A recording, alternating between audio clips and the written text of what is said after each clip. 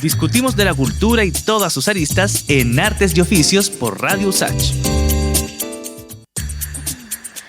Estamos de vuelta acá en Radio USACH en la 94.5 y también en la señal del 50.2 de la televisión digital, como ahí ya nos pueden ver que estamos junto a nuestras invitadas del día de hoy acá en Artes y Oficios. Esto a propósito de lo que ya les comentábamos, que el 3 de septiembre se conoció el lamentable fallecimiento de Fabiola Flores Hernández, asistente de producción que sufrió un accidente laboral en el centro de esquí El Colorado durante el rodaje del filme Soltera, Casada, Viuda y Divorciada, a cargo de la productora peruana La Soga y Tiki Films. Este hecho desencadenó una serie de cuestionamientos ante la nula seguridad social presente en el área audiovisual nacional, quienes no tienen estándares claros que protejan a los y las trabajadoras de accidentes, por ejemplo.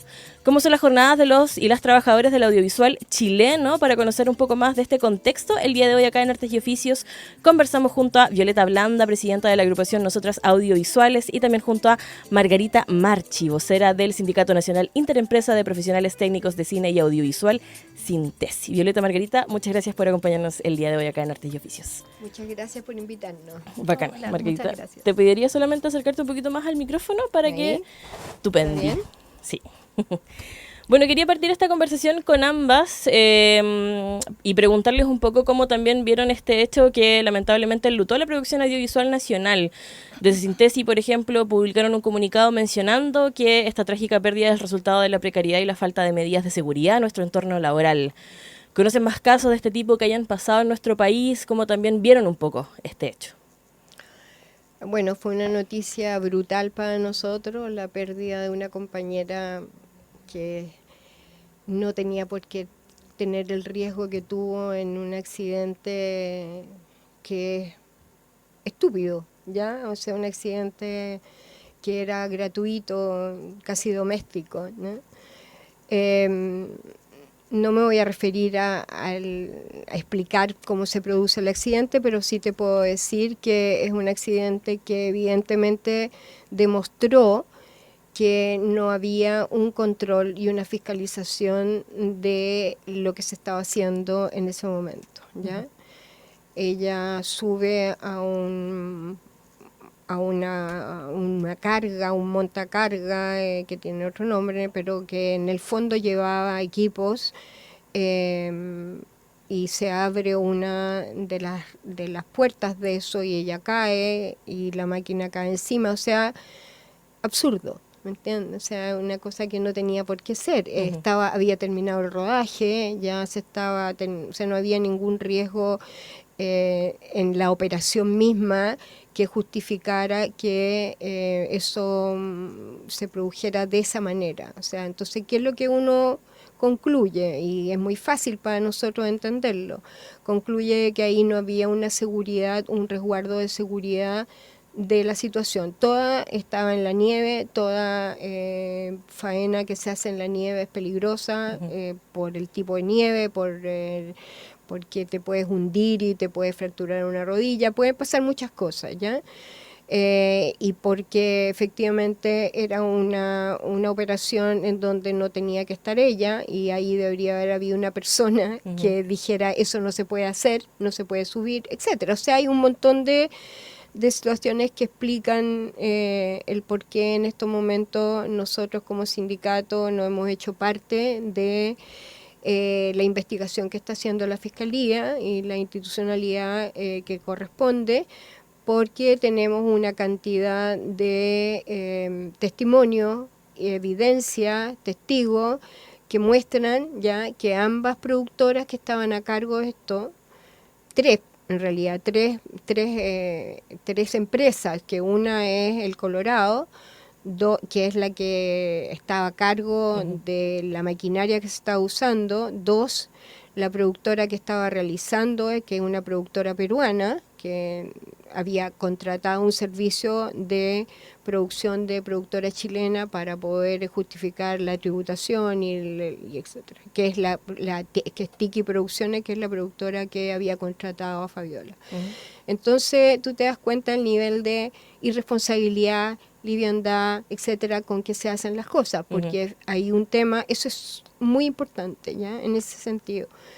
Y lo otro es que nosotros, como trabajadores del audiovisual estamos expuestos permanentemente a situaciones de peligro, ¿ya? Porque trabajamos en locaciones muy diversas, ya, en altura, en el agua, en colgados de árboles, qué sé yo, o sea, instalando equipo, la gente que hace grip, que tiene que instalar las cámaras en donde sea para poder efectivamente captar y registrar la escena que el director quiere, etcétera. O sea, estamos sometidos como equipo a las necesidades de un guión que muchas veces nos pone en peligro, ¿ya? No estoy diciendo que con esto seamos víctimas, es el cine, es así, ¿ya? Pero como el cine es así, debería haber un resguardo y un nivel de seguridad y de responsabilidad de quienes contratan a los técnicos. Y eso en Chile no existe. Y no existe porque el tema de seguridad, en este caso, tiene que ver con el empleador, ¿ya? Hay dos maneras de resolver el tema de la seguridad en esto, y con esto termino. Hay dos maneras de responder al tema de la seguridad. Una es cuando tú eres contratado, y eso tiene que ver con cómo el empleador contrata una mutual para que sea quien le entrega los servicios frente a un accidente laboral, etcétera. Y el otro es cuando tú eres independiente y trabajas con el Instituto de Seguridad Laboral, que es del Estado. Hay dos instituciones que esto. Nosotros tenemos contrato de trabajo. No somos independientes, somos trabajadores que tienen un contrato de trabajo. Por lo tanto, nosotros deberíamos estar cubiertos por un diagnóstico, ¿ya? Y un protocolo que las mutuales deberían tener respecto al audiovisual, y eso no existe. Yeah. Y no existe porque los empleadores no lo han hecho. Claro, y tampoco entrega la información. Claro, para que se porque pueda el lograr. sindicato, nosotros hemos intentado hacerlo, pero un sindicato no puede hacer eso. Tiene que ser la relación de la contratación con la mutual es del empleador. Por lo tanto, los prevencionistas de riesgo que tienen que estar preparados para calificar en una situación del audiovisual son prevencionistas de riesgo que tienen que ser convocados desde una contratación de mutual, ¿ya? O desde el empleador, en este caso de la producción. Pero el sindicato no puede establecer las reglas de lo que debe ser la seguridad de un proyecto si es que eso no está bajo un paraguas de la mutual que le da los servicios al empleador. Y ese es el conflicto que tenemos hoy día.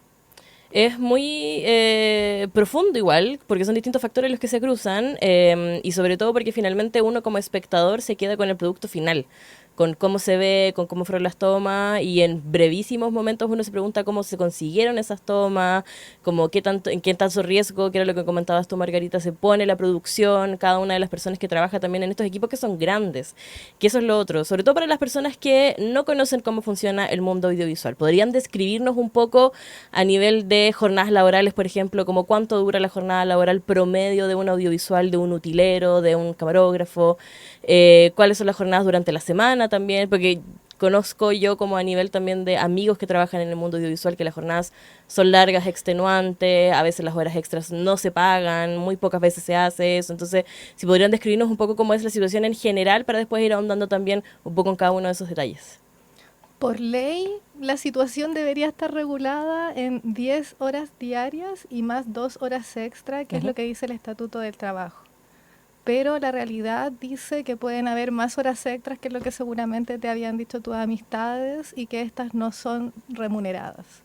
Lo que estábamos conversando afuera con Margarita es que también los trabajadores, las trabajadoras del audiovisual pueden trabajar 6 por 1, que es lo que le decimos, pero en realidad es porque puedes trabajar hasta los domingos y tienes que tener por ley 33 horas libres, que sería como este día libre que existe entre el fin de una jornada y el inicio de otra, cuando estoy hablando de grandes propuestas de trabajo, porque pueden ser contratos por menos jornadas, por menos días o por proyectos que duran menos que eso, ¿ya? Entonces, por eso, dentro de las jornadas laborales de 10 más 2 horas extra, que no siempre es así, son a 6 por 1, que era también lo que estábamos conversando con respecto a que desde ciertas organizaciones como la que yo represento, que es la Asociación Nosotras Audiovisuales, buscamos influir en una especie de modificación a la ley de contratación para que estas 33 horas libres que existen al final de una jornada antes del inicio de la siguiente jornada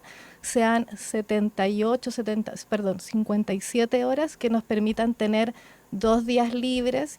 Todo esto dentro del marco de Chile aproximándose a las 40 horas laborales, ¿cierto? Sí. Y viendo cómo nosotros como trabajadores de las artes y las culturas podemos también a través de nuestra ley de contratación bajar nuestras jornadas laborales y tener un 5x2 o aproximarnos a un 5x2. Margarita, no sé si quieres agregar algo a lo que nos comentaba ahí Violeta. No, yo creo que lo que dice es súper completo. El tema es que el audiovisual, o sea, nosotros sacamos una ley hace varios años ya, que incluía a los trabajadores de la cultura, que es la 19889, y que planteaba una jornada de 10 horas, más 2 horas extras, que era lo máximo que se puede hacer, más el tiempo de alimentación. En total, en general, tenías 11 horas. Eso pasó a ser un gran logro, porque antes nosotros trabajábamos, boleteábamos y podíamos trabajar cualquier cantidad de horas, sí, jornadas por proyectos extensas, infinitos. Ahí. Terrible, o sea, no sabías cuándo salía. Entonces, claro, pasó a ser importante porque nos dio derechos y defensa, pero evidentemente eso ha sido, generó un avance importante, pero es insuficiente, ¿ya? El cine en este país se ha desarrollado, hoy día no es una industria, ojalá quisiéramos que fuera, todavía no lo es, va en camino hacia ello, tenemos un nivel de producción importante. En estos momentos en Chile hay una gran cantidad de producciones, plataformas que evidentemente ya plantean otro tipo de regulaciones, ¿ya? Porque las plataformas tienen regulaciones propias que le piden a las productoras chilenas trabajar de la forma en que ellos lo hacen habitualmente, etcétera. Entonces, el tema es que hoy día tenemos un nivel de desarrollo que exige ya otro tipo de trato y otro tipo de posibilidades. Nosotros en Chile no tenemos negociación colectiva. Si tú vas en estos momentos a regulación comparada de Latinoamérica, es decir, muchos de los países que tienen una industria interesante, Argentina hoy día está con bastantes problemas, pero lo ha tenido muy fuerte, Brasil, Uruguay, Colombia tienen legislación de negociación colectiva, ¿ya? Sobre todo Colombia reciente, pero eso implica que cuando tú tienes un texto, ¿ya? Que tiene los puntos de regulación generales, ¿ya?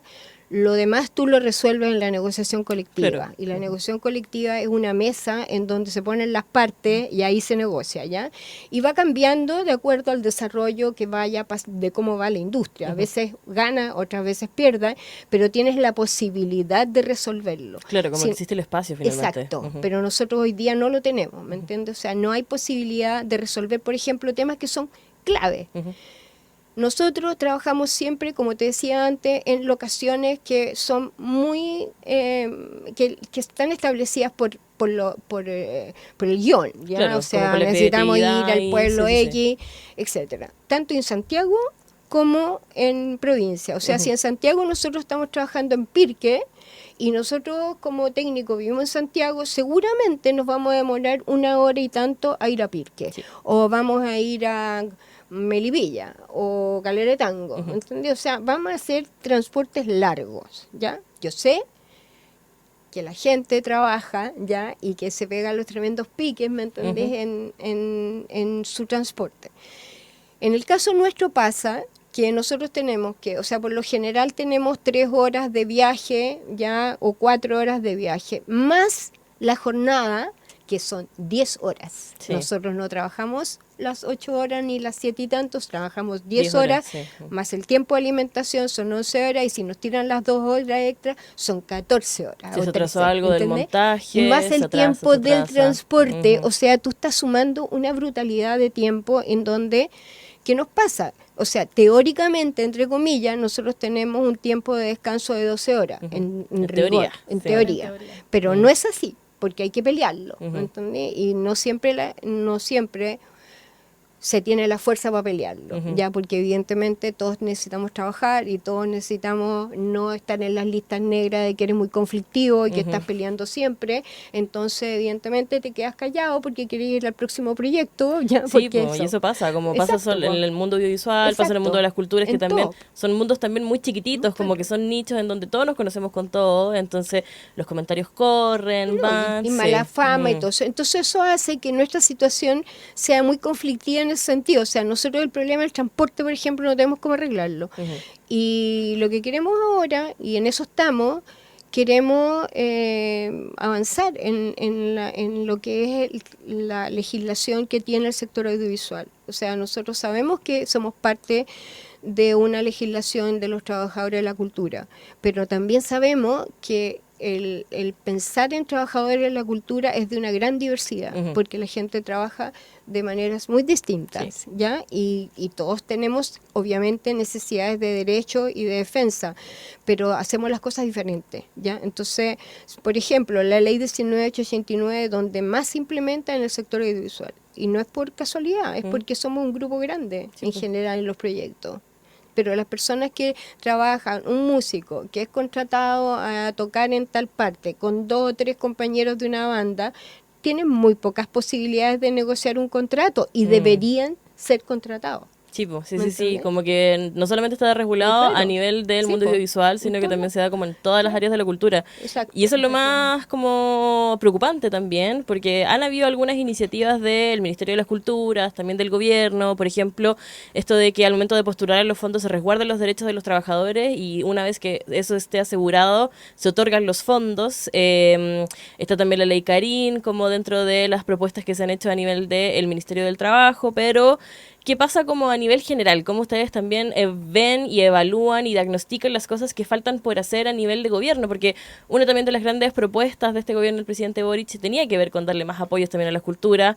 Hemos hablado las últimas semanas acá en el programa acerca de la ley de presupuestos, que está haciendo también ahí algunos gestos importantes, pero faltan también asegurar derechos laborales. ¿Cómo ustedes ven y evalúan en general el paso de este gobierno y de los anteriores en términos de las cosas que faltan por seguir trabajando? ¿Puedo decirlo yo? Como que creo que es súper importante utilizar este espacio también como para posicionar que la ley Carín sea vinculante desde el Ministerio de la Cultura con los recursos públicos. Porque si bien la ley Carín viene con todo y es una ley que es súper completa y además no solamente porque previene ambientes laborales o violencias en ambientes laborales, acoso en ambientes laborales, sino que también no solamente lo hace de forma vertical, sino que también horizontal, ¿cierto?, entre trabajadores o también con proveedores o con clientes, que ya ese es un gran avance para aplicarse en nuestro rubro, en el área audiovisual, que para nosotras es maravilloso que exista porque estamos exigiendo que existan protocolos en las empresas antiacoso, de prevención del acoso, o también que existan metodologías de investigación para llevar estos protocolos, que estén incluidas en estos protocolos. La ley Carín viene a ofrecer eso. Entonces, ¿cómo hacerlo vinculantes? Nosotros hemos podido aprovechar las oportunidades que hemos tenido en las jornadas de escucha que han existido con la subsecretaria ejecutiva para lo que son los fondos 2025 y poner también ahí la posibilidad de que estos sean vinculantes, de que estén en estas postulaciones exigidos los protocolos que tienen que tener las empresas y que haya también una especie de fiscalización por si se cumplen. Porque en este instante, como tú mencionabas, los fondos públicos, específicamente los fondos de cultura, exigen este año exigen que las previsiones estén pagadas, que es algo que ingresó ahora, este año recién, y que los responsables de proyectos no tengan deudas de pensión alimenticia.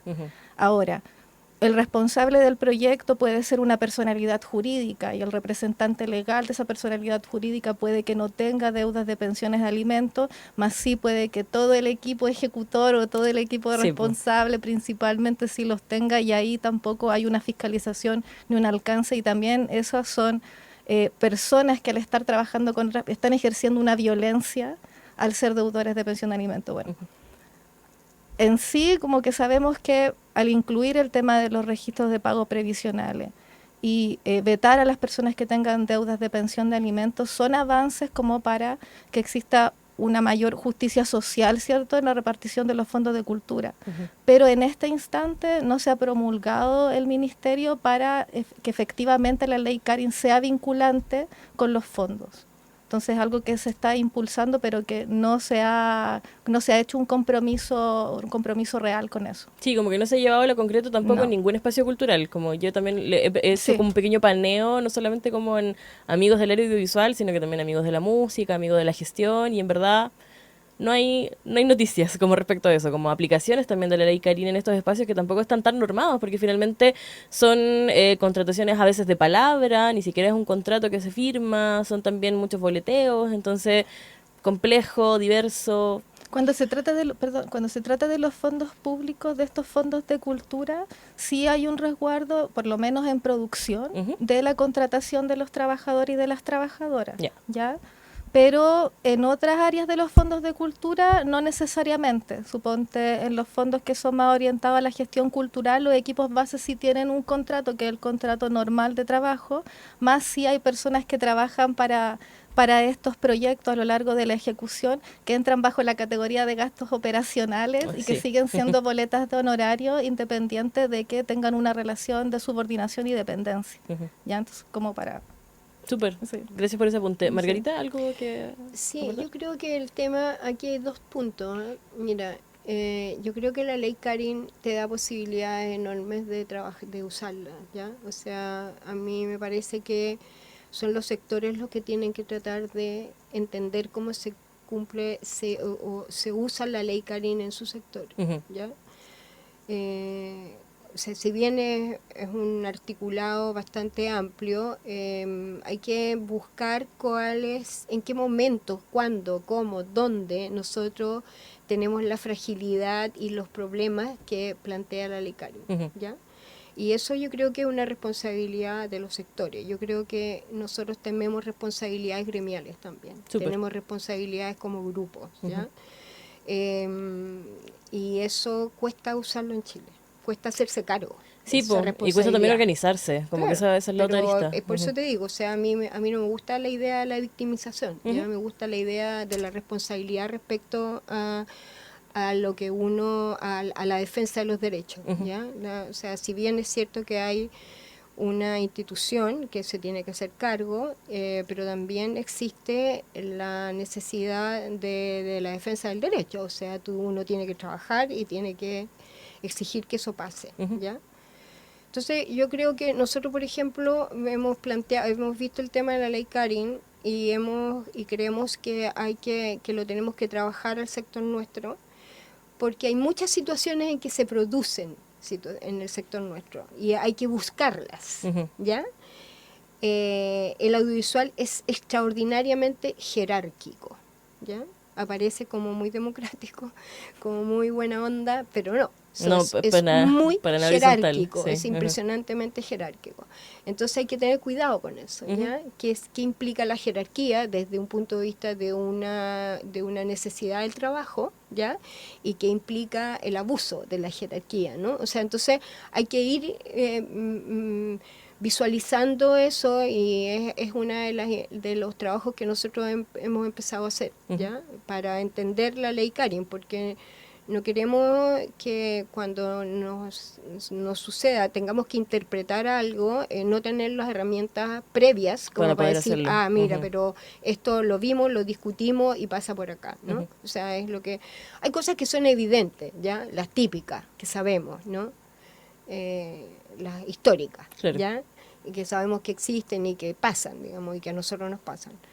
Porque a la mujer, en general, nosotros las mujeres hemos tenido situaciones muy complejas en el audiovisual y nos cuesta, y a las compañeras les ha costado mucho disputar los puestos de trabajo en oficios que han sido históricamente masculinos, y afortunadamente hoy día las mujeres han logrado instalarse en oficios que han sido patrimonio del hombre, qué sé yo, iluminación, de cámara, que antes estaban reducidos solamente a los hombres y las mujeres las dejaban de lado o las subordinaban, no les daban importancia, no, tú no tienes fuerza, no puedes llevar la cámara, qué sé yo, las típicas cosas terribles en donde muchas compañeras tuvieron que renunciar a hacer algo que sí querían hacer porque no tenían la oportunidad de desarrollarse. Hoy día eso ha variado. ¿ya? Hoy día hay es súper gratificante ver que hay mujeres en todos los equipos y sigue avanzando. Por eso yo creo que hay o sea, insisto en la responsabilidad que nosotros tenemos, o sea, en que las organizaciones tienen que asumir las defensas concretas, ¿ya? Y avanzar en eso. Ujú. Creo que el gobierno y la institucionalidad tiene que cumplir con las cosas que han tenido en sus programas, pero nosotros no nos podemos quedar sentados esperando que cumplan. O sea, tenemos que exigir, tenemos que avanzar y bueno, en el caso nuestro, frente a los temas que nos convocan, que es el 5-2, o sea, nosotros trabajamos 6 días durante meses, si nos toca una serie larga, estamos meses trabajando 6 días con un solo día libre, trabajando 14, 13 horas, evidentemente que queremos un 5-2, Ujú. ¿ya? Y sabemos que va a ser duro, pero tenemos que pelearlo. Sí, ahí Entonces, quedan como hartas luchas también para el futuro, y esta discusión también es larguísima, como que podríamos seguir conversando, pero lamentablemente se nos acabó el tiempo, así que quiero agradecerles, Violeta, Margarita, por habernos acompañado el día de hoy. Sé que nos quedaron algunas cosas pendientes, pero la invitación está abierta a Cuando que quiera. vuelvan acá al programa y que sigamos también profundizando en esto, también a ver si pasan estos cambios que tanto se requieren, tanto a nivel audiovisual, así como también en el nivel de las culturas. Así que no, por supuesto. muchas gracias por habernos acompañado el día de hoy y nos vamos a ir a una breve pausa escuchando un estreno de Gianluca. Esto es Cuando te vayas y al regreso nos acompañará Eduardo Fuenzalía de Lo tuyo es puro teatro.